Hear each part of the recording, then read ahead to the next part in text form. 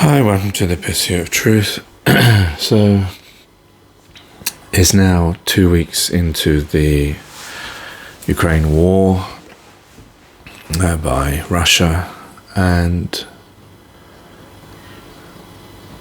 it was interesting when they were talking about that Russia claims that they found a chemical weapons facility funded by the United States in Ukraine, in their invasion or military operation, as they would call it. I don't know what the difference between a military operation and a war really is. It's semantics. I mean, aren't they the same thing? But anyway, a war is war. And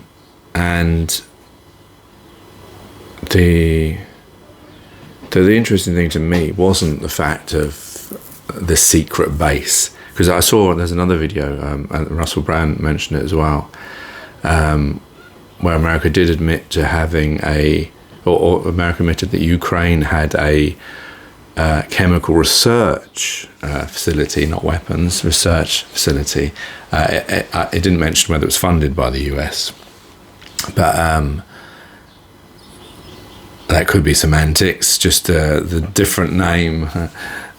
Who knows what's going on in these places? I mean, it doesn't seem that far-fetched. Most people, I mean, like the UN, the response was interesting, and it shows the US-backed world in the response of the ambassadors in the UN, and the UN saying that they didn't know of any Ukraine weapon facility. I mean, if it was secret, you wouldn't know about it, would you? You don't create a secret base and then go around telling the United Nations, especially if you have to oblige by certain regulations. So it just seemed like, oh my God. And Albanian ambassador saying it was farcical. But have they actually researched first before they actually come up? Because I mean, I don't know with Russia, but it certainly didn't, and the press briefings didn't give any documental evidence or video, which in this day and age, especially if you're someone like Russia or China, where no one's going to believe you, it's like the boy who cried wolf. They're never going to believe you because so much hatred has been put in the media and biases of Westerners that the same the other way around. That is never going to be believed without documental evidence. So they should know that they need to show those documents, they need to show those videos, so that if it is true, then that's more difficult to get past.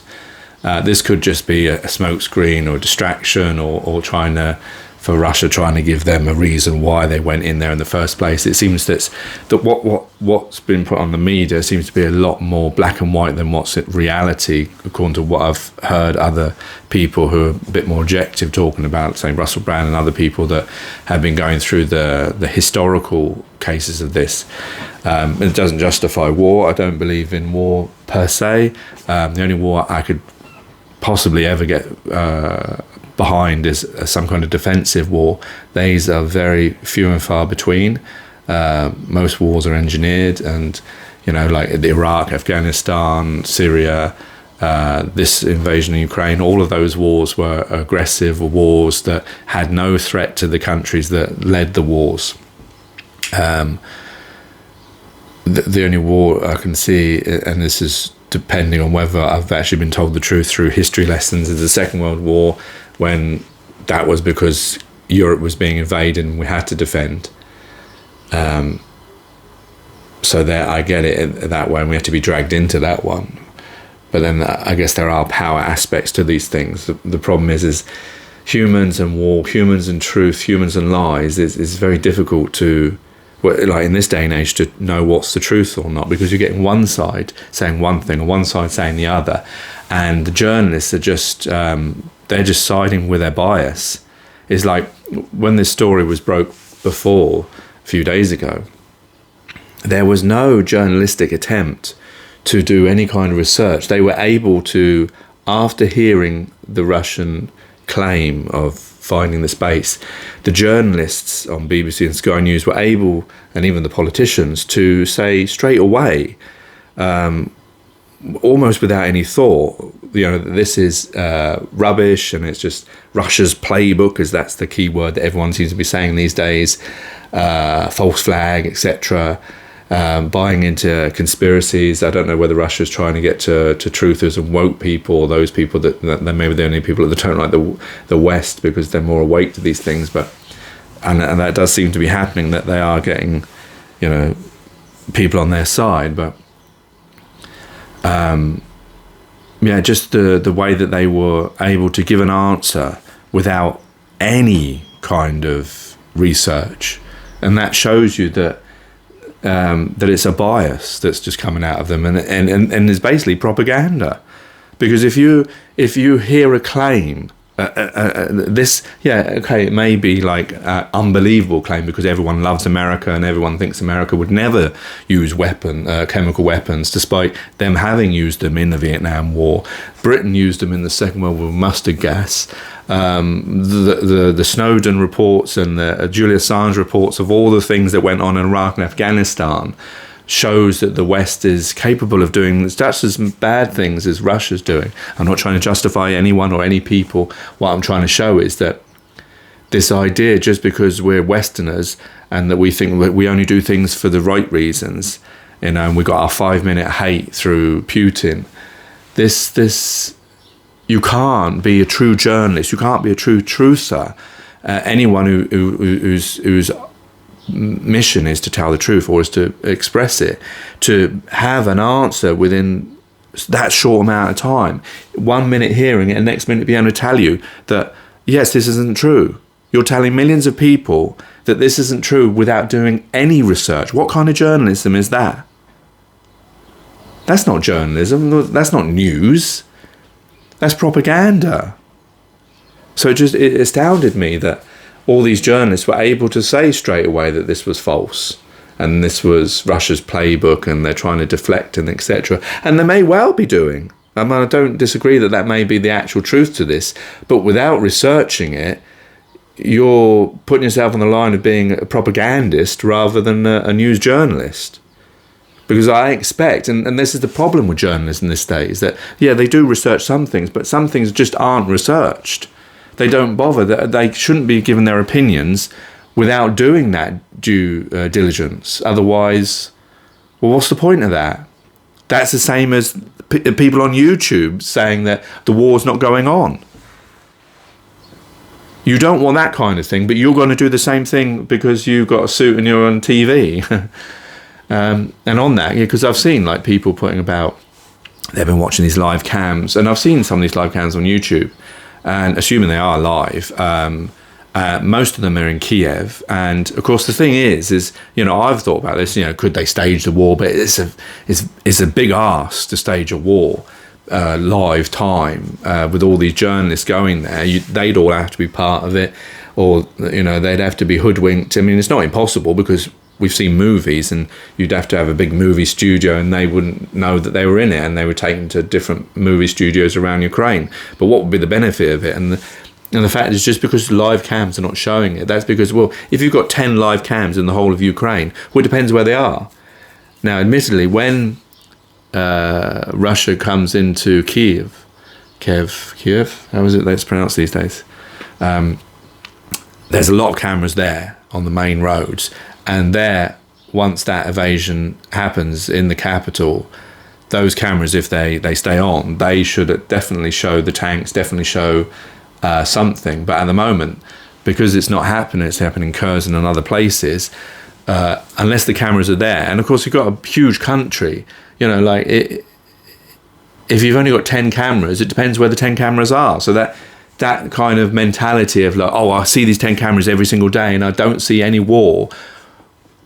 And then your conclusion is, okay, there's no war. But no, that's not the case. It depends where these cameras are. And it depends whether these cameras are actual live feeds. That's the thing. You've got to be careful making judgments. And that's what I'm saying about media. That's what I'm saying about truthers, YouTubers, whatever. Myself as well. I make these judgments, and then I've got to think, wait a minute, can I verify that? Can I back that up? I don't know. The thing is, I'm taking... you've got YouTubers who are saying, or truthers saying that maybe this war is being staged, it's not real. And then you're getting people on the TV saying this, and you're getting politicians saying this. And at the end of the day, I don't know, because I'm not there. But I've got to weigh it up. and maybe that's in the benefit of the media and things like that, because they got billions of dollars and etc. and all the credibility. But then they've earned that credibility over time. But then again, I am slating them because at the beginning I'm saying that journalists are not doing their journalistic duty. But this is the difficulty living in this day and age. Just because you see something doesn't necessarily mean it's true. But also, that's the problem with truthers, that because we've awoken to this idea of knowing all the time, we all knew that governments lie, people lie, humans lie, that there's problems with power, not everything you see can be believed. We've all known these things, but being woken up, whether it's through 9/11, whether it's through Flat Earth, whether it's through false flag events and etc., whatever the thing is that's made you question everything around you. The problem is then the perspective is that truthers will always think everything is a lie, and those people who don't, just normal people who say are watching TV will believe everything without question, and truthers will believe everything's a lie without question. That's the problem. You can't get into that mindset, or either of those mindsets. The problem is trying to be objective and trying to see the truth without thinking everything's true or everything's a lie. And that's very difficult, because once you're in that mindset, it becomes commonplace. That's part of the mindset. That's part of the pitfall or what can be used. So you have to. So you get that with a lot of truthers, that everything is a lie. COVID is a lie. The war in Ukraine is a lie. Humanity is a lie. It's a war in the Matrix. Yeah, I get it. I get that we've got to be diligent, but we also got to be careful that we don't sort of just throw our brains out the window, thinking everything is a lie. It's difficult to know. Yes, I'd say, well, in any day and age, it's difficult to know what the truth is. In this day and age, I guess it's better, because we've got so much journalism, we've got so much cameras, so many, journalism through YouTubers and etc. Independence, there's no such word. There's no real true independency. I was thinking that about with this UN thing of this military, this research center or weapons lab funded by the US. If it did exist and the UN had to actually do, I'm sure they won't, some investigation to check out whether it's true. Of course, if it had been America finding it in Iraq, they would have been doing it. But if they did find this, who would they get to verify it, who's independent to the America, the West, and Russia? Because who would you get asked to do it? You can't ask England or anyone in Europe to do it, because they're going to be pro-America. You can't ask China or, say, India to do it, because they might be pro-Russia. So how do you get independency? That's where these things all fall down, and that's where, because we do live in a pro-Western world, a pro-American world, a pro-British world, and therefore, like the war in Iraq and Afghanistan, there was no sanctions there. A lot of people didn't agree on the war country-wise, but they were unable to do the kind of sanctions that America and Britain can do, or Europe, because they don't own these financial institutions. They don't run them. They don't have the power to do these things. NATO and United Nations set up by the West. So yeah, it's very difficult to navigate truth in war per se, but in modern eras is even more difficult, because the difficulty is not really the pictures and the video and verifying those things. The difficulty is in this war is the bias. Journalism bias, human bias, West bias, Russian bias. All Russians will, well, not all Russians, but majority of Russians will believe Putin is doing the right thing, he's doing a military operation, because that's what they're told. And we, the West, will believe that what is going on is wrong because this, that, and because that's what we're told. But the thing is getting journalists, whether they're Russian, whether there were some Russians that actually did go on state Russian media and say about the war being, or showed them images, I believe, against Putin's instructions. So there is a dissidence in there. But the thing is getting the journalists to actually remember that they do have a bias. They have been brought up with a bias. Everyone has. And to trying to disconnect that in order to make sure truth is told. And it's not just your bias, that you're not going to just accept, confirmation bias, because the West could never have weapons factories, you're just going to disregard it without any kind of journalistic research within a second. Whereas if you're told that the Russians have just used chemical weapons on people in Ukraine, you believe it straight away without question. So that, for us watching, that's a problem. Because unless you're aware that there's this bias, and you can see it by the language that's used, if you see how journalism in Iraq and Afghanistan, I know these are different times, different peoples, but you can see these incidents if you compare them with how the language that's used, how if you're on the side of good, how anything you do is, oh, that was a mistake, that was collateral damage, we have the best weapons, and it was and you get on those people to defend that. If you want to slate someone, you get on someone who you know is going to slate them. That's part of journalism, and that's the problem with us trying to then see the truth, and that's what creates the conspiracies, because people become aware to that bias, and then they believe that, well, we can't believe anything because they're not telling the truth, they're being biased. So that's the big problem in this war that we have to get rid of, is people's bias, and actually try to be.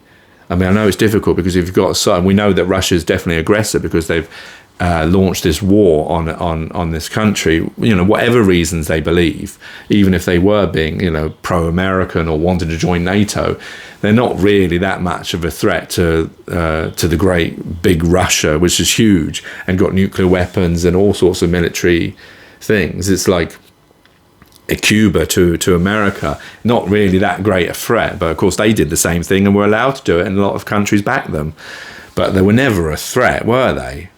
And this idea of communism being a threat and all that kind of rubbish, I thought those things were gone in the past, but it seems like we're living in that same kind of age, and then it becomes hypocritical when the same countries did the same things now, telling other countries in the future you can't do these things. Yeah, well, we shouldn't be doing these things. We shouldn't be fighting each other. And this is the other thing, is from my perspective, this is what I'm talking is the system. If you're born in the system, which we all are, this is how we can see things. But the truth of the matter is, the Russians are human beings, and Americans are human beings, and Ukrainians are human beings. We're all human beings. And we've been taught, each one of us, from birth, we were all the same from birth. We were free inside the gestational sac, as it were. And that was the only time when we were free of brainwashing, as it were. We've all were the same. And then when we stood on the land that we're on, we inherited thousands of years of bias and division and judgment, and all that was crammed in through nuances, through school, through parents, through that circle of training of us. You are British, you're American, you're Russian, you're Ukrainian, you're Middle Eastern, you're African, you're whatever, you're this, you're that, you're in this box, you're black, you're white, you're orange or red, your football team is this, all these nuances that make up human beings to differentiate us. Difference is good and uniqueness is good, but the idea of that, then we should forget that we're all human beings on a place we found ourselves upon that we don't know, and that we can choose, because we've been all given freedom in this one beautiful existence that we have, to live this life. And we decided to live in these circles of Russian, Ukraine, American, Britain, and fight each other, wasting each other's time, wasting people's lives, people dying unnecessarily. We could work together as a human species, work together in pharmaceutical things, not for money, not for competition, which is what the system does, but actually work together. There's nothing stopping us from doing this. This is a choice we've inherited, and the problem is now, because it's thousands of years old and we've all got those nuances in our brains, those teachings, those biases, those judgments, those divisions, it's difficult to get out of those boxes. It's like a computer being got DOS on it, but now you want to put Windows on it. It's difficult to reformat a human being and get them to retrain themselves, to open their eyes, to be woke, as it were, to seeing the truth and seeing that, wait a minute, we need to stop all this system stuff. We need to stop doing things for money. We need to stop doing things for competition and power and pride. We need to stop and realize, wait a minute, we've been given this one existence, this one chance. We can do whatever we like. We don't have to wait till Mars or the moon or some planet to do that. We can do it right here.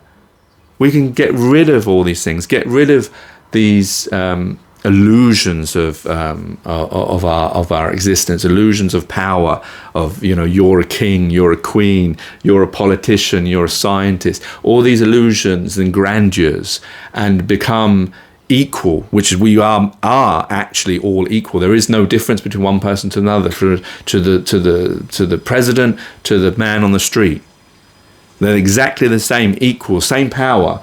The rest is illusionary. That's part of the system. We need to strip that all back, strip these borders, and realize, wait a minute, why are we fighting? You're a human, I'm a human. Why can't we get on? I know that seems utopian and impossible, but it's just as impossible as the system that we're living in, where we all hate each other and we all can, you know, spill each other's blood over a bit of land. That Putin one day is going to die, Russians are going to die, Ukrainians are going to die, everyone's going to die. We're fighting over something that we can never hold on to, and we're wasting that precious time that we have, where we could be solving things rather than creating these issues that are part of our upbringing through this thousands of years of training that come into our brains the minute we're born. I hope you understand that, what I'm trying to say is really the most important part of what I'm trying to say, because the minute we're all aware of that, the problem is those people in power and those people with all this stuff don't want to give it all up.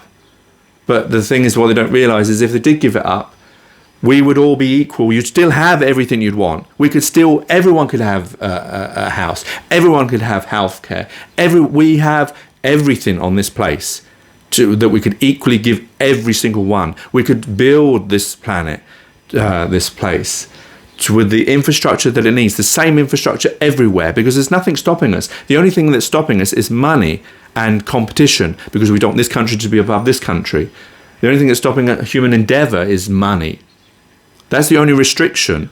Or we could do everything. We wouldn't need to worry about migration. We wouldn't need to worry about crime, because all these things would fade away over time, because we would all have equally everything that we need, because we have everything that we could have.